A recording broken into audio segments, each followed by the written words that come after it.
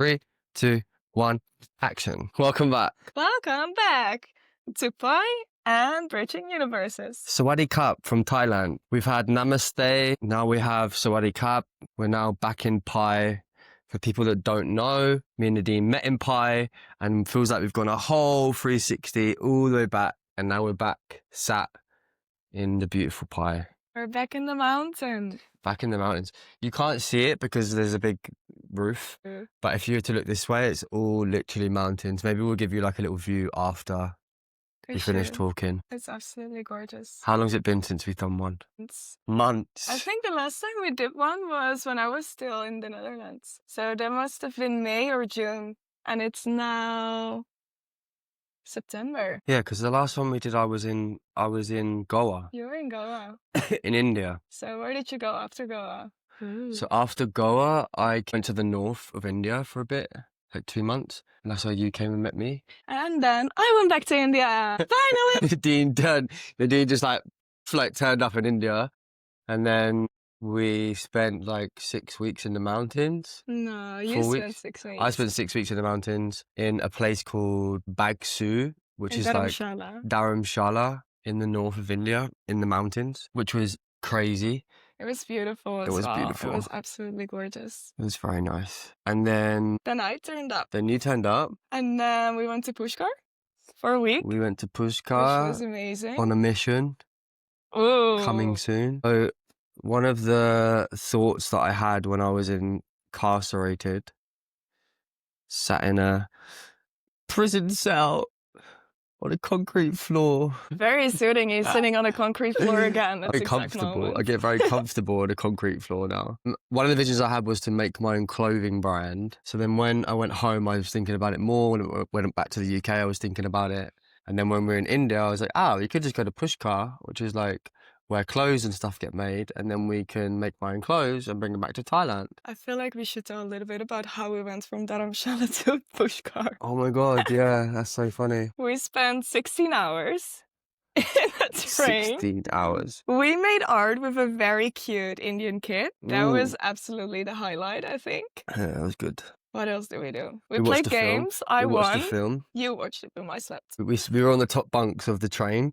And bearing in mind, the train is like full of people. And it's like each segment of the train has like, say, 40 beds in maybe. Yeah. And then there's just people everywhere sleeping on the floor, on like the beds, like people walking up and down the train. There's food coming on the train. And also bear in mind, I think we were the only tourists on this train. I was very lucky, to be honest, because everyone went to Jack. I could just sit there and everyone went like, oh, mister, where are you from? And I could just sit there and observe. And I was like, this is so much better.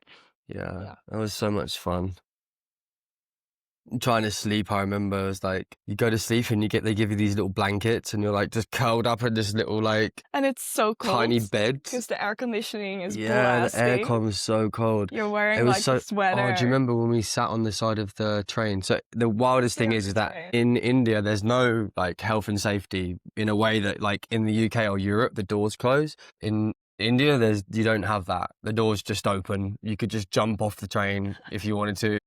And we sat, didn't we? And we watched the sunset. We watched the sunset. It was beautiful. So gorgeous. We just sat there listening to music, one headphone each, just like watching the world like go past with this beautiful sunset, traveling across India on a train. It felt like one of those moments that I was just like, wow, I remember this is why I went traveling. This is why. It was so gorgeous. But I think that wasn't the second train we did. We also did a train from Pushkar to Delhi, and that was the sunset train. Oh, yeah, that was. That's what I mean. Get out of that. But it was absolutely gorgeous. I think that was one of my favorite train moment is still Sri Lanka, but this was a very good second. It was so gorgeous. That was super nice. And then you made clothes in Pushkar.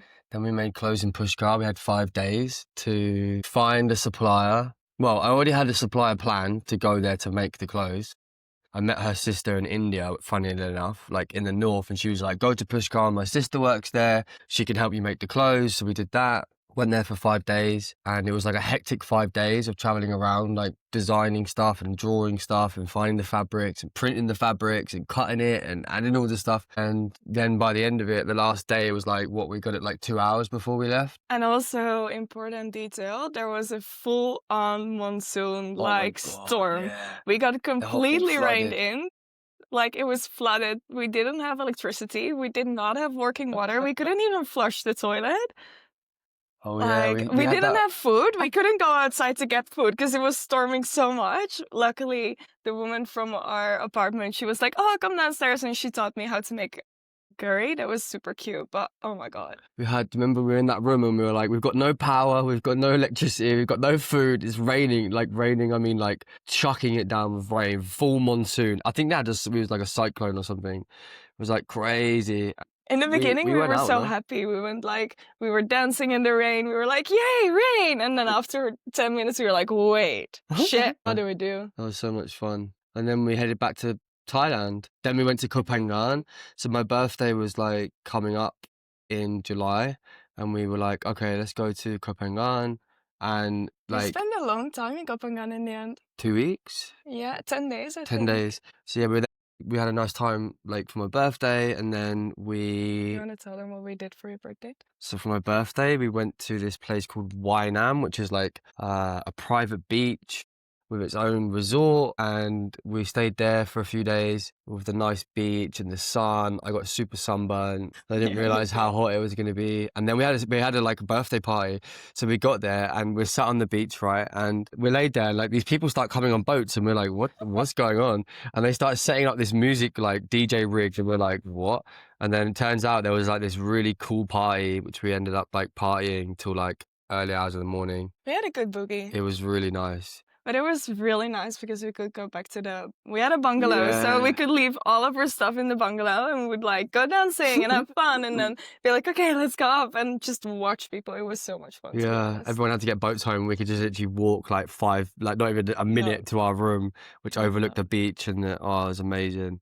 I'll never forget that. It was literally, That was a good birthday. yeah, it was so nice. And I don't know if you can see this on the table, guys, but this is Nadine. This is what she does. Do you want to quickly say what like 2 things on that table are for people? Should we tell them about this? Oh, yeah. So wait, I'm going to come and show you. This is actually kind of mad. It's beautiful. So me and Jack, we went swimming late at night. So it was like 11 or 12, I think. And we're like, you know what? It was our last night even. So we're like, you know what? We're going to go swimming because there was like a beautiful moon. There were the stars and there was the bioluminescence.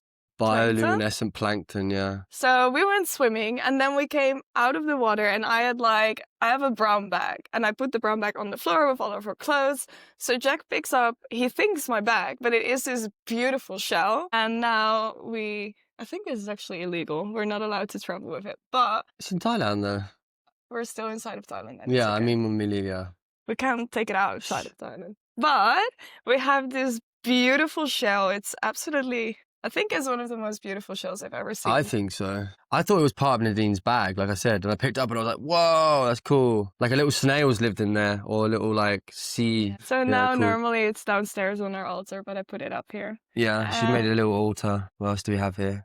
My favorite one is the cobra. The cobra. I got this one. This is the lingam, no? Yeah, that's a Shiva lingam. And this is the cobra. I got this one in Rishikesh in January. This is actually a wild story. When I went to Rishikesh, I constantly had the same dream.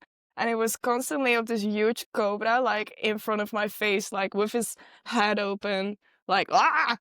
And then I went to the shops and I was like walking around and all of a sudden I see this like bronze little altarpiece, which is exactly the cobra I kept seeing. So I bought it and now it travels with me everywhere. Actually, when we travel, it's ridiculous. We have, between the two of us, we have, I think, 6 bags with clothes. 6 bags, yeah. 1 bag with clothes, 1 bag with my shamanic drum and like my whole altar and everything you can think of. Goat drum. What's the goat drum's name? Rose. Rose. It was a gift. Before I left the Netherlands, I met this beautiful woman. I actually met her at a festival when I was in the Netherlands, and she had a really gorgeous shamanic drum, so I complimented her on her drum.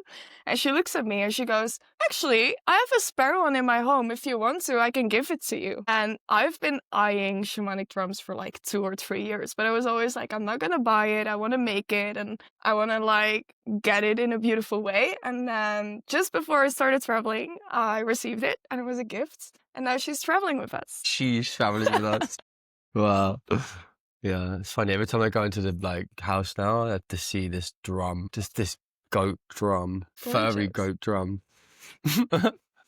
We'll bring her into the podcast one day. Yeah. Okay, so from then we came back. So we went to Copenhagen. We flew up to Chiang Mai and then got the bus from Chiang Mai to Pai. And now we're here. And now we are back home. We're back. In our little home away from home. We have a beautiful little house. A beautiful little house. Really lucky. We even have a yoga shala, so I can do all my we're little sat in it practices. now. It's so nice. We can record our content here, so you guys probably have seen it all over our Instagram. And yeah. I haven't been doing as much content as I'd like to, actually. Been lazy. Do you know that's not true? Oh, I you haven't have been not lazy. been lazy. I've been super busy. Super busy trying to juggle everything between social media management to making a clothing brand to performing flow to training. Now I'm going to do a men's circle, a youth club. Like, I think the you're list is doing endless. amazing. So sometimes making content's a little hard. I Which is guess when okay.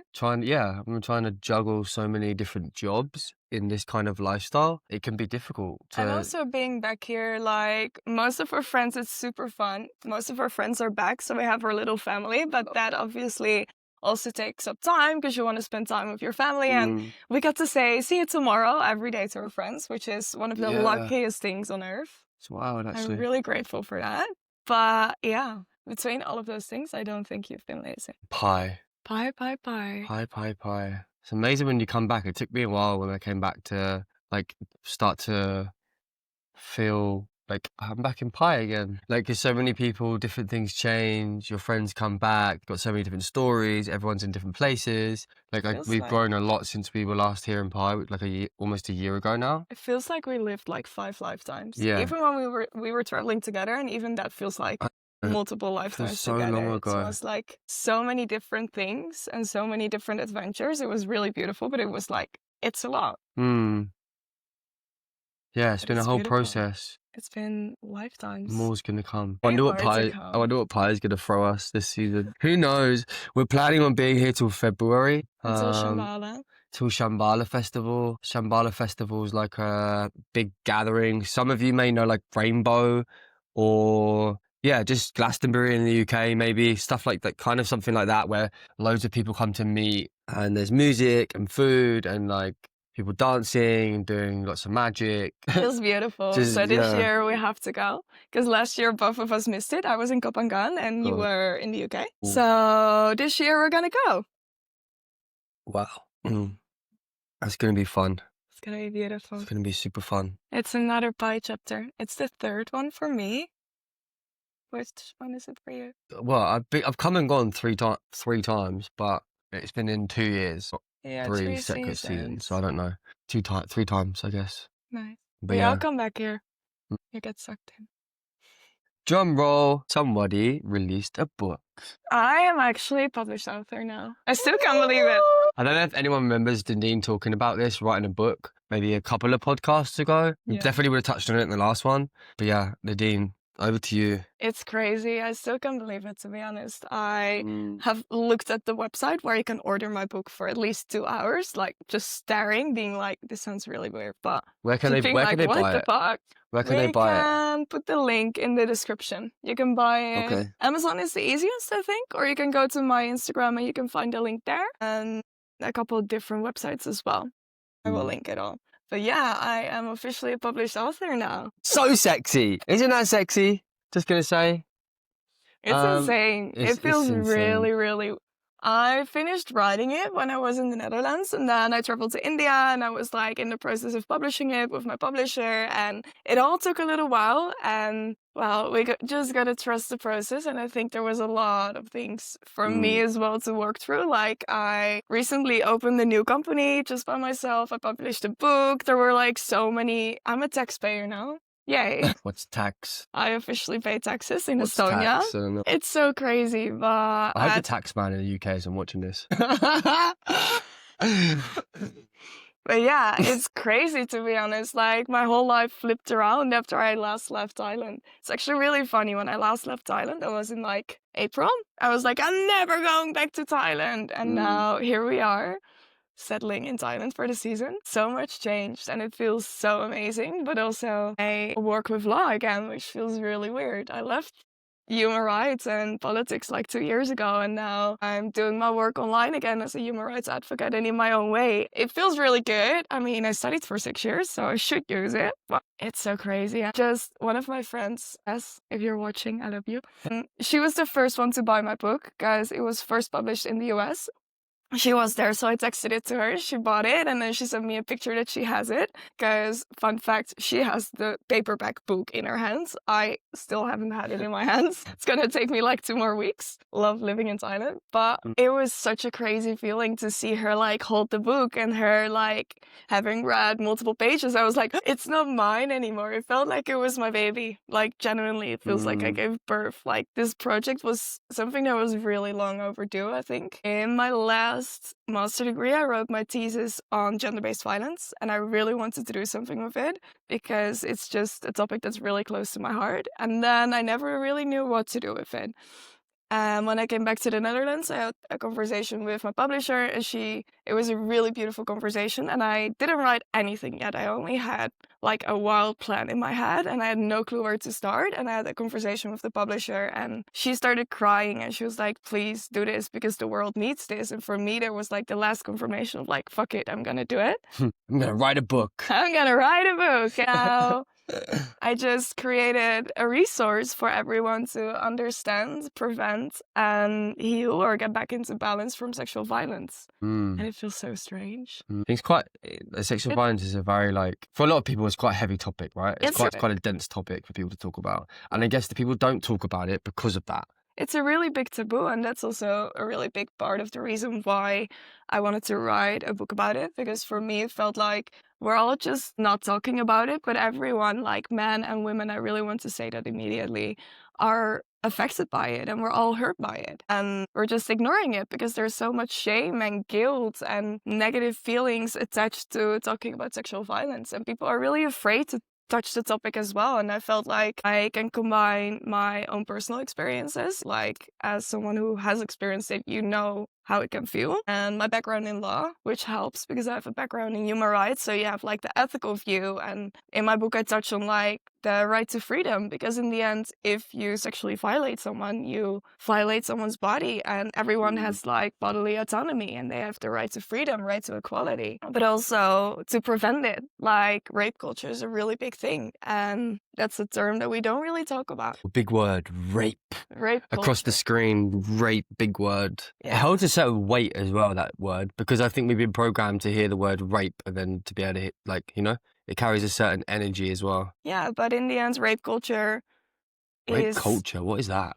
I never told you. No, explain to Rape me. culture is like the whole system and our society which enables sexual violence to happen, which starts from the jokingly comments of like, boys will be boys if someone speaks up, or asking a woman like, oh, were you drunk, if she got touched. The way society is actually enabling people to use sexual violence against each other. So it's way broader than sexual violence. It's in both of us, it's in everyone, because we live in a society that kind of like justifies the behavior from which sexual violence stems from, but also we push it away and we don't talk about it, which gives it the opportunity to grow even more. So like when people say about like sexual violence, a lot of people think like obviously like rape or, you know, yeah, right. I mean, for me personally, like the word rape, obviously that's the first thing that comes to mind. But like what other things can be classed as? There is a really broad spectrum to sexual violence. It goes from, a really easy example is, for example, if you have a couple and they've been together for 5 years and one of them has just a higher libido than the other one, and that person like starts saying, oh, we'll break up with you if we don't have sex more often, that already classifies as sexual violence. And I think for me, at least in those conversations, I feel like it's really important to take sexual violence and criminal law apart from each other. Like, of course, there should be justice for the victims of sexual violence. But I feel like to have those conversations, sometimes we have to take away the fact of like, oh, he is a perpetrator, we should punish him, because that closes the conversation, because nobody wants to be punished. So if we kind of like take that out of the equation and just blankly look at sexual violence, it makes it easier to have an open conversation about it and to really dive into the topic, because there's a lot that classifies as sexual violence. And for me, at least, like there is a beautiful description of sexual violence by the World Health Organization, which not a big word. The WHO. They gave a beautiful classification. In my book as well, like a really big thing in my book is for people to discover themselves what their opinion is. So I have given the explanation of what is sexual violence, but there are 2 or 3 exercises actually for someone to figure out for themselves. Like, do I feel like this is sexual violence? What is sexual violence to me? Because I truly believe that if we want to create a change and we want to stop sexual violence, we have to start with ourselves. And we have to start by understanding ourselves, what is sexual violence to you and why is it wrong? Because only from that place you can actively activate other people and advocate for change. And if you do it because you feel like you have to, your heart and your thoughts are not behind it. So you're never going to go to the depth of it. And lastly, in my book, there's also a really big part of my little hippie life here in Bai. Hippie dippy life. Hippie dippy life is for me. I've decided I'm now going to become the funny one out of us two. You are always the funny one. No, you're funny as well, but I think you're funnier. There's always a funny one on the podcast, isn't there? There's always one that's a bit weird, a bit hippy dippy. I wonder who do you think's more hippy dippy out of me and you? I'm afraid it's me. Yeah, you have a goat drum. But yeah, in the end, I also included, like, obviously some resources about the effect of drugs, alcohol, like the benefits of going to a trauma therapist, because sexual violence is one of the biggest reasons and causes for trauma in the body. And it's one of the heaviest human rights violations. Therefore, also, it is one of the acts that leads to the deepest trauma that people really struggle with. So I included that. But also on top of that, like for me, I've really benefited in the last 8 years from Kundalini yoga, from Reiki, from womb work, from all the different energy healing modalities that I've done, and women's circles. And I really believe that coming together and healing as a society, for men in men's circles, for women in women's circles, but also combined and working with the energetical body and the physical body, like somatics, is really, really important to heal from sexual violence. Yeah. So I included that as well. Because what's somatics? Somatics is like the way your body functions. So it's with the fascia, with the breath, with soft movements. Okay. And soft movement.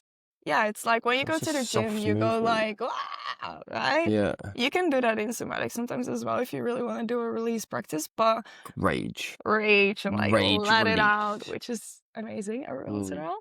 But yeah, if you haven't tried it, everyone, sometimes just go into the woods or your beach or nearest park. Or while driving a scooter. Or when driving a scooter or in your car. In the car's a good one. Maybe not when you're driving, but when you go to somewhere there's no one there, and just scream, like shout, scream as loud as you can, let it all out. Feels super nice after. It's very releasing. It's really important. Give it a go, honestly. I challenge some of you. If you want a challenge for this week after you've listened to the podcast, find a quiet place where no one is. And go scream. Like primal scream. See how it feels. I actually make almost everyone screaming during my Kundalini yoga classes. Every time I teach Kundalini yoga, it's like a 50-50 chance whether I'm going to make you yell or not. But it's very entertaining for me, and it's very releasing. People love it. At first, I think it's really strange, though. How was it to write the book? It was a fucking hellhole. Fucking hellhole. These are the questions I wanted to ask her. So Nadine doesn't know any questions. We haven't prepped any questions. So I'm just going to ask her random questions about the book. I mean, obviously we've talked about it, but I'm just going to ask her a random question. So these are like kind of off the hip kind of answers. So yeah, you said it was a fucking hellhole. It was really I want to know more. It was really beautiful. I think it's one of the most transformational things I've ever done, but it was really, really heavy. I went back to my parents' place and I lived with my parents for the first time in 8 years. I was back in Europe for long term, 2.5 months in the end. For the first time in 2 years, I just sat there in my old room and I wrote a book. And obviously, it's quite a dense topic. It's not an average thing to do, is it? Just sat in my room and wrote a book. It's so insane. Like, you make it sound so easy. Actually, you know what's funny? I wrote 30,000 words and I never read it back. I read it back once because I really had to check what the editor did. But when I was writing it, I remember someone gave me the advice of like just writing it, and it was insane because while I was doing that, it just came through me, and I was just writing it, and I never looked back at it. Also because for me, working through this topic was pretty dense. I think for everyone, but I've experienced sexual violence myself. I've been through EMDR, I've done all the healings, and I thought I was in a really good place. And then you go and you sit and you write a book on it, and all the nightmares came back. Everything was just so intense, and you're so much is moving through your body, but also like you're alone a lot when you're writing a book. Like it was mostly me and my laptop for a lot of the time. And of course, I saw my parents every day and I saw my friends every once in a while. But there was a lot of time of me and my laptop sitting down, writing on the ethics behind it, writing on prevention. And it's super confronting for me as well, because I wrote a lot of examples, and then it makes you think as well about your life. And it made me really realize in like the gray area where I still allowed people to go over my boundaries. And it was tough, but it was also, I'm really, really grateful for it. It really brought me to such a beautiful place. And I can really say that for me, it felt like a big cycle has ended by publishing the book. And it gave me the opportunity to kind of move forward from it. But it is intense. I'm not going to lie. Writing a book is no joke. Something you said and something you've taught me recently is that you were saying how that sometimes we don't realize when we've been the victim of sexual abuse, right? And I feel like as a man, it's very important for me to point out that it's not just women that go through acts of sexual violence. It's also men as well. And there's situations actually that, you know, some men don't understand actually are forms of sexual violence against men by women. So it's a very broad talked about subject amongst women against men, but it also is about, like, I feel like it's my duty to sit here as well and highlight the fact that that is the case, that is also the other way around, but a lot of us don't even realize that that's been the case. Like, we had a conversation, like, I'll openly say, we had a conversation the other day where you clarified a few things for me where I was like, wow, like, I didn't even realize that would be classed as that. I think what you're referring to is coercion. Coercion, yeah. Like, sexual violence is sexual acts that are under coercion. And oftentimes when we talk about sexual violence, we go to the obvious, which is physical coercion and physical pressure, where actually what happens a lot also against men. And I really do want to note that, like, in the book, I wrote it gender neutral, because that was really important for me, that like the roles within sexual violence, so like a survivor and a perpetrator, they are not linked to a gender. In my perception, like, everyone can fall victim to sexual violence. Everyone has it in them to perpetrate sexual violence. Yeah. And I think one thing that we don't realize is how normalized it is and how we justify it. For example, in the gray area where someone is really drunk and they're like, no, and then you push them. And you're like, yeah, but last time you liked it, like, da-da-da. And it sounds innocent, fun, like, haha, yeah, that happens a lot. But in the end, if you think about it, like, really think about it, someone has the right to say no, and someone's body is theirs, and they say no, and you allow your desires to go prevalent over their bodily autonomy. Yeah. And that is sexual violence. And I feel like having that understanding makes you realize that a lot of things in sex, and also a lot of things we see, for example, in porn, and that we really like, also in movies. Porn, watch that. What's porn? I've actually never watched porn in my life.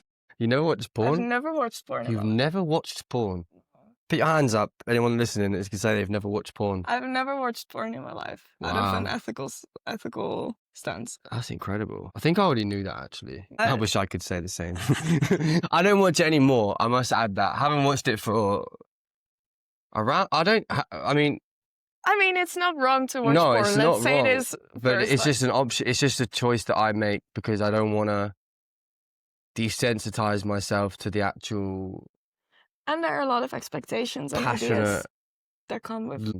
That happens. But yeah, Don't watch porn, kids. Everyone can make their own decisions. Yeah. But also with movies, for example, like, we always kind of glorify the man who like wins over the woman, which is Prince Charming winning over the woman. You just have to pressure a little bit, and he has to work for it, which is not okay, because consent is a really big thing in my book. My book is also called Your Journey to Consent, and in my perception, consent is an enthusiastic yes, and everything that is not an enthusiastic full body yes is a no. It's like maybe's a no, huh?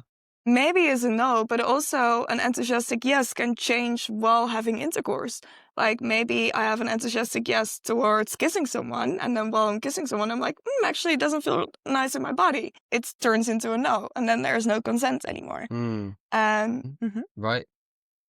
Another quick fire question. In that position, right, you're in bed with someone, right, and you're kissing, and then, like you said, you just don't, something doesn't feel right. How could you approach, like, what's something you could say, or like, can you give people like an example of something you could say that could like reinforce your boundary and also like change the consent, like at that time, without it feeling like it's like, how would you do that? Ideally, you are in bed with someone you feel comfortable enough to be like, hey, I'm sorry, this doesn't feel good anymore. And also on top of that, if that is the truth for your body, you should always just be like, you don't even have to apologize because there's no apology needed. No. But I know that it's oftentimes easier to bring it like that. But you can just say like, it doesn't feel right anymore. I want to stop now. And maybe 10 minutes later, you do want to have like sexual intercourse with that person again. But it's really important for us to learn how to listen to the body, because that's also a key element.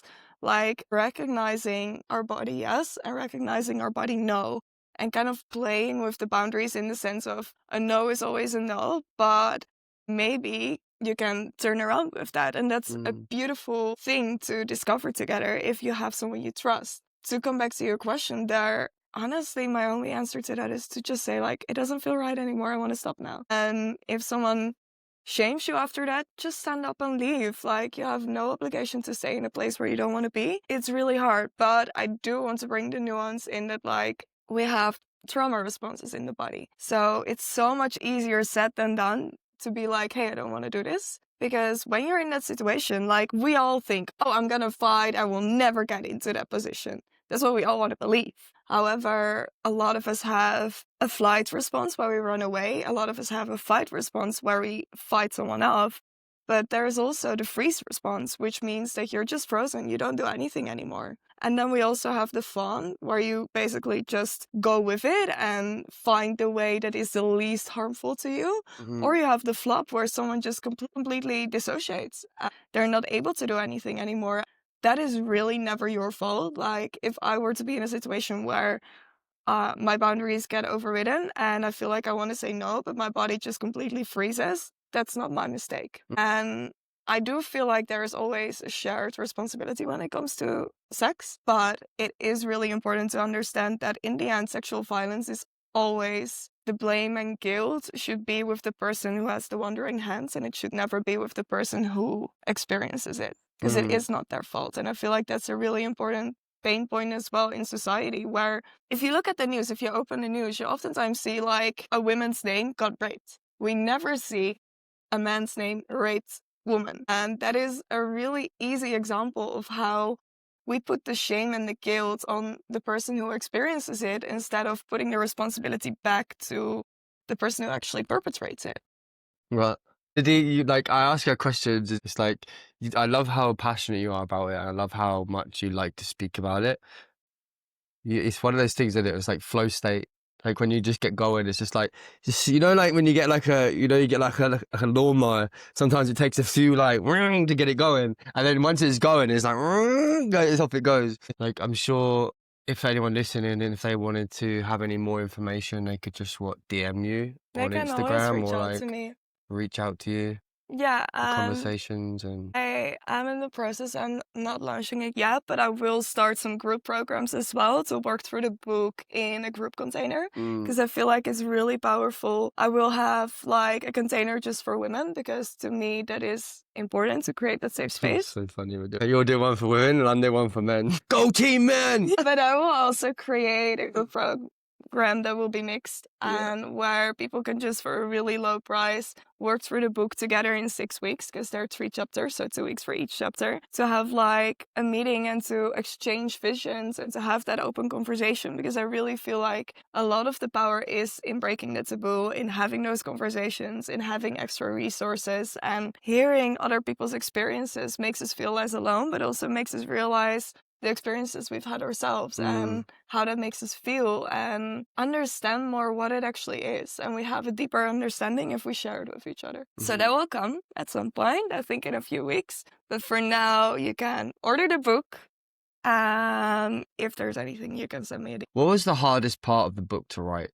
So, the hardest paragraph to write was a really easy answer, to be honest. It took me a day and it's 2 pages, but I cried my eyes out that day about the way sexual violence and complex PTSD due to sexual violence impacts you as a person. And I was doing my research and I was writing it just to see like how it impacts the brain, your physical body, your emotions, your behavioral patterns, your lifestyle choices, your career choices, like spiritually.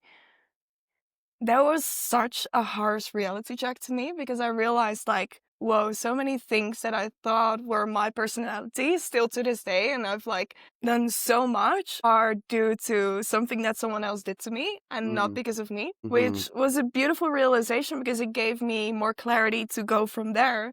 But it was also really harsh to realize like, you realize that something impacts you, but you don't realize how much something impacts you unless you look at like a list black and white on paper, you're like, shit. That was a really harsh one. I think that day I was so grumpy, I was like, I don't want to talk to anyone. I cried my eyes out and I was like, I was just in awe. It was that was really intense. Remember you like being on the phone with you when we were like when I was in the UK and you were at home in Netherlands. Yeah.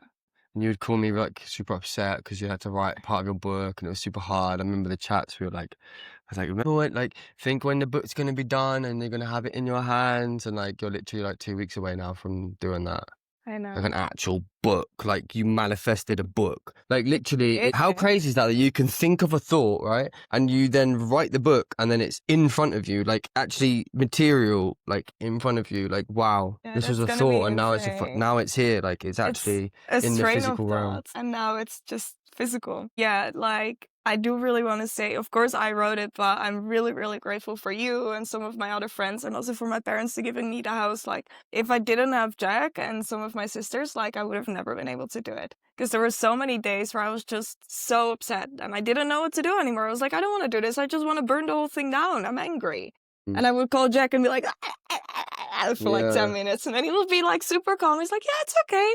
And then after 10 minutes, I would calm down and be like, oh shit. But yeah, I really like, of course it was me creating it, but I'm really grateful for all the people around me who did that with me. Great answer.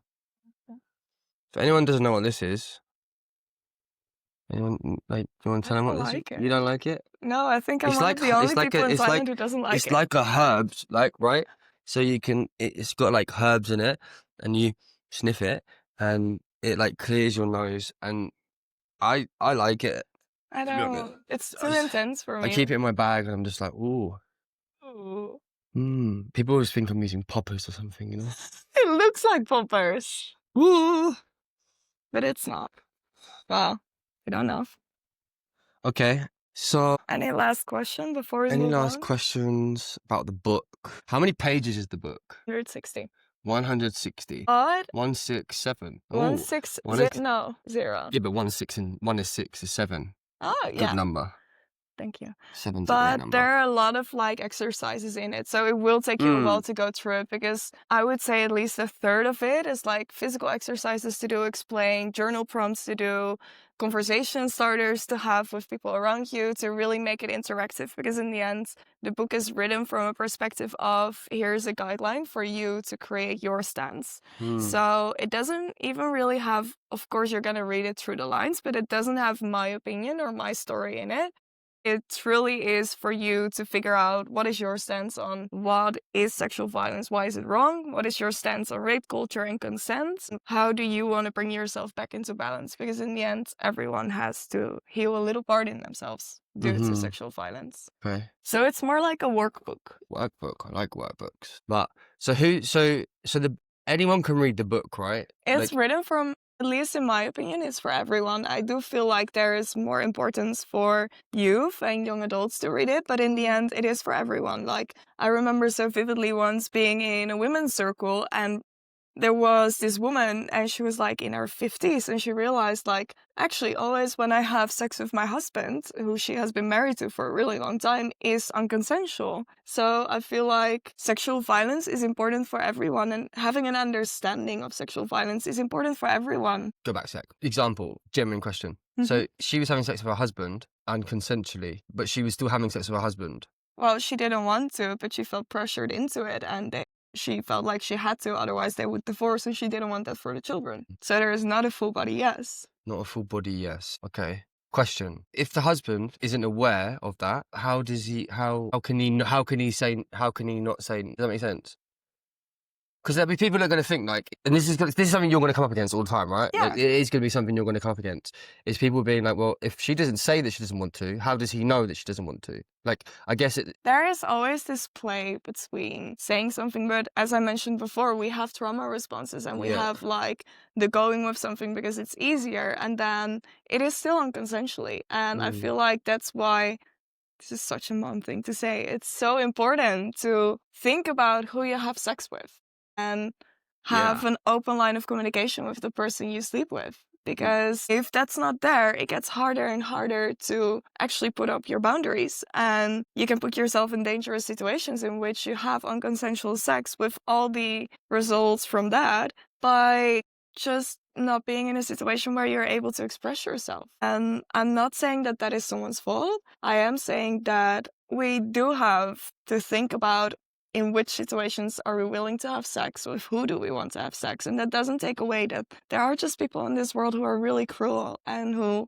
rape people and who coerce people. But there's also this really, really big gray zone in which there's not an open line of communication and one partner is not able to check in with the other partner. Where I also feel like if you're having sex with someone, you have an obligation to check in and be like, hey, are you still feeling okay? I feel like, do you still want this? Like, if you feel that something is off, because oftentimes you can tell from someone's body language, from the enthusiasm someone is engaging in the situation. Like, you do have a responsibility to kind of like check in with that. And you have to be present, like, because you're saying like sometimes when two people have sex, is sometimes one or even both of them are not fully present. Yeah, or you're under the influence of drugs. Or under the influence of drugs or alcohol, or you're just not present in a way that you're connecting with the other person, right?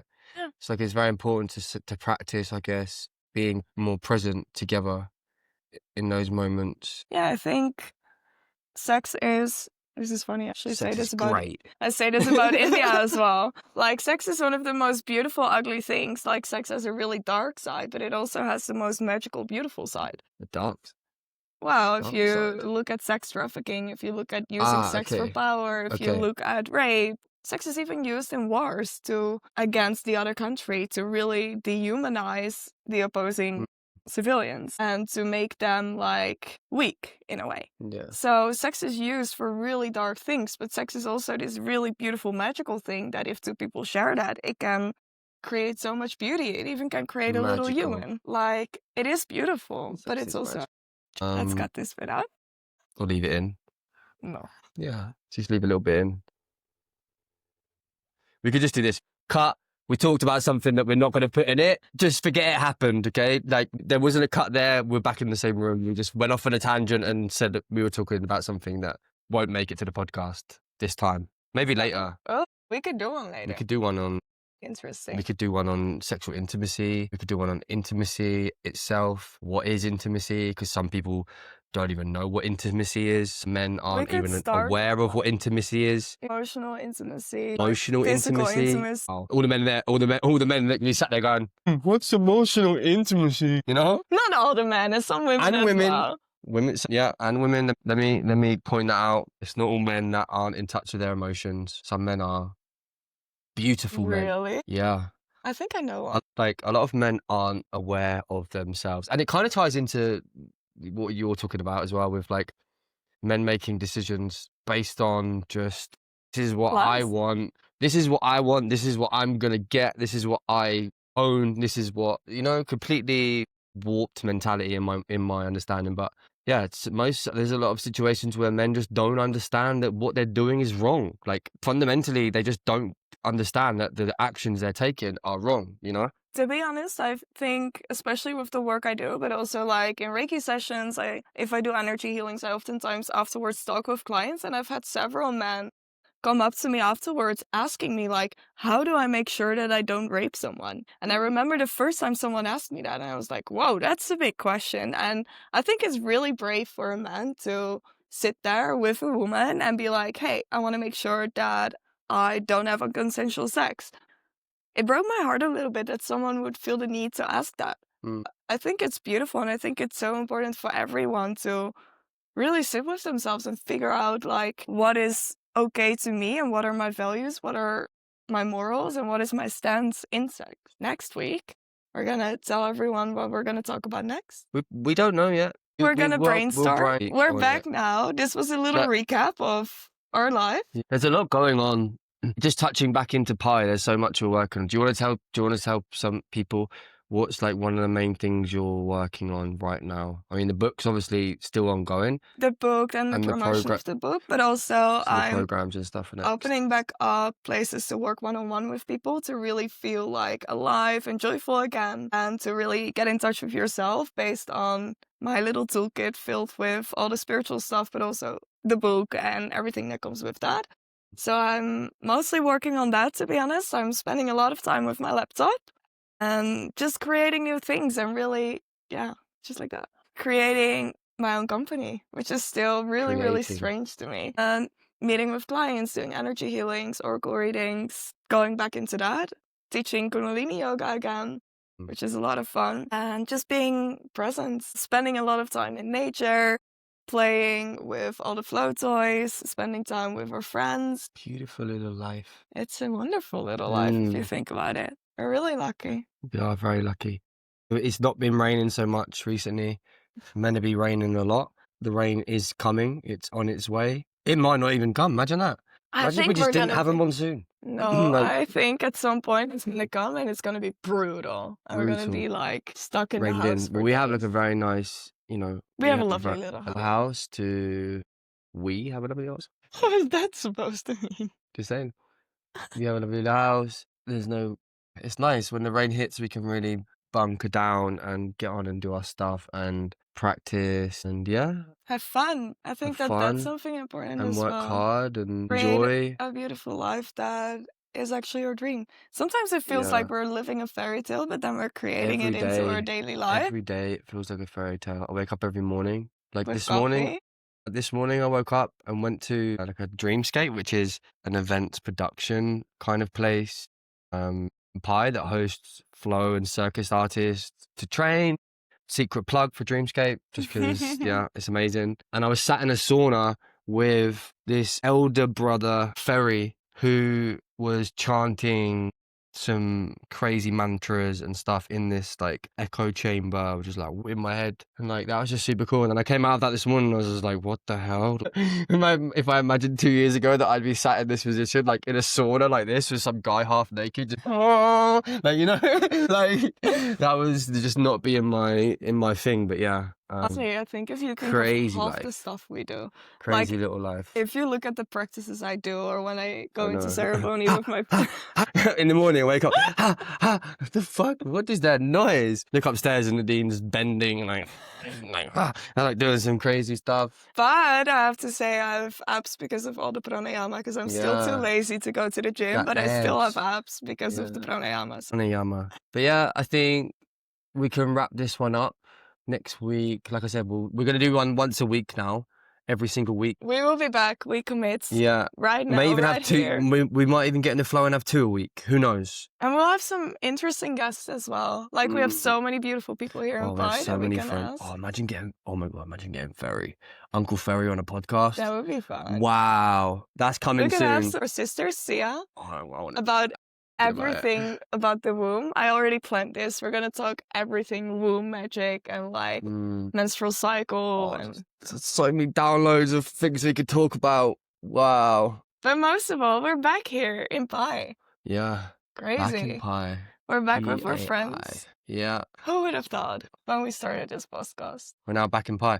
Although I did think when we started doing it, I was like, yeah, we're going to be like, there's going to be times when we're going to be back together and we can do one of these in person. Now we're here doing it in person. I still laugh so much if I think about the moment that I had the idea and I literally ran down like 4 stairs. Like, podcast, and I was like, fuck yeah. 6 in the morning, like super high from my Kundalini yoga, like, we're gonna do this. We uploaded quite a lot, and then we had this crazy 2 months traveling Happening to around us. and life happening and all of the graceful changes that happen and growth. And this is the thing as well, is like people see us doing a podcast and doing all this kind of businessy, kind of nomady stuff. But at the core of it, we're just 2 people like you that Yeah. are just trying to create a life that we want. And at times, there's going to be times where we don't film. There's going to be times where we don't show up on a podcast because we have more important things to do. So we much have has changed a lot of in our growth to life. go through and integrate, and a lot of changes and lessons to learn, and to obviously, yeah, just focus on life. So this is like an add-on for that, is when we do have the time, we're going to share the things we're getting up to and conversations with you. And yeah, you get to know us better. We get to know you. Again, if you watch this and you want to reach out to us on our Instagram, or if you want to reach out to us personally to talk about anything, you can. We're always free to If you people have a messaging topic us. you want us to talk about, course. you're like, oh, I want to hear you guys talk about this and this, please let us know. Yes, We're let us absolutely know. open for almost any topic, I would say. Yeah, and we'll put like a little maybe question and answer below. People can question, or they can reply with what they want us to talk about or subject they want us to talk about. But we could just sit here and talk for hours and just talk shit, really. That's basically what we do all It's day, basically what every we do day. anyway. And I know some people are going to sit here and tune in to be like, hey, let me just sit at Jack and Nadine. And this is the thing, like, we want you, when you're listening to this and you're sitting here with us, we want you to feel like you're here with us having a conversation, and you can take away whatever you want to take away from it, knowing that every week we're going to try and turn up to have random, pointless and meaningful conversations all at the same time. Sums up pretty much what we do. Yeah, that's the podcast. So yeah, Thank you for listening. thank you everybody. We'll see you next week for another episode Of Bridging Universes. Should we